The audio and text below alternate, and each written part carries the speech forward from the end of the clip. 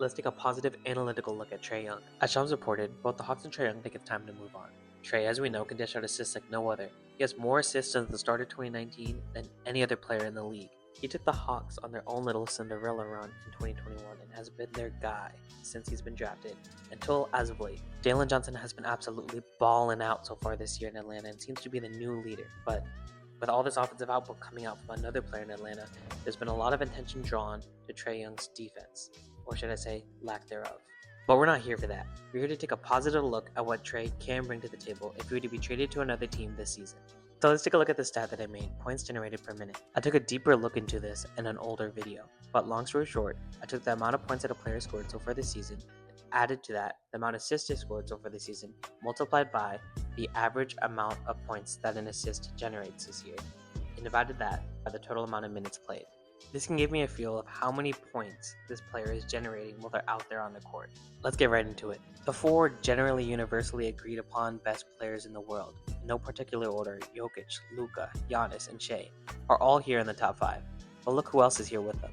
I know a lot of people saying Trae isn't who he used to be, but he kind of still is. He just hasn't played as much this season. Trae shines best if he's the offensive engine of the team, and that kind of feels like what he needs to be in order to shine.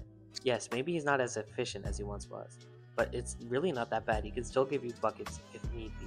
To clarify, true shooting percentage, points generated per minute, points per minute, and assists per minute. So if you actually look at the points per minute portion of this list, Trae is actually lower than most people on here. So how is he so high in terms of points generated per minute? Well, it's because he's Trae Young. And by that I mean, if you sort it by assists per minute this season, Trae is number 1.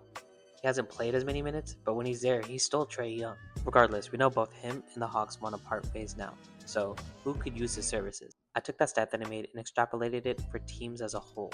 On the left here, I have the points generated per minute as a team, and on the right, I have it specifically for the point guard position. Something that I find really interesting is that Trae Young hasn't played as much, yet the Hawks are still number 1 on this list. I think that gives some credence to the fact that the Hawks can live without Trae. But in the same vein, look at the bottom, the Indiana Pacers. You and I both know that if Hallie was healthy, they would be in that top 10. I say that to say, I personally see some similarities in Trae Young and Tyrese Halliburton's game. They're both offensive engines that can carry your offense to success. So who could use his services? We have seen reported interest from both the Wizards and the Timberwolves. And boy, if you look at their point guard specific statistics, do they need it? The Timberwolves are our top 10 team as a whole, so maybe they don't need it as much, but imagine if they plug that hole with Trae Young, how high their offense would skyrocket. And they got someone like Gobert to plug those holes on defense that Trae leaves. And the Wizards, obviously he's not Gobert, but they gotta have Alex Sarr to do something similar. And they truly need him. In all facets, they need offensive generation, and Trae Young is that guy. I say all that to say, I think the Wizards would be a great landing spot for Trae. I didn't even think about them as an idea until Kenny brought it up, but boy do they need him. He's somebody who can truly unlock the potential of these young Wizards, and if it doesn't work out, he can just leave when his contract ends. I think it's a great idea. On top of that, I think the Timberwolves would be an amazing fit, and I think the Pelicans would be a sneaky good fit as well. Let me know what you think.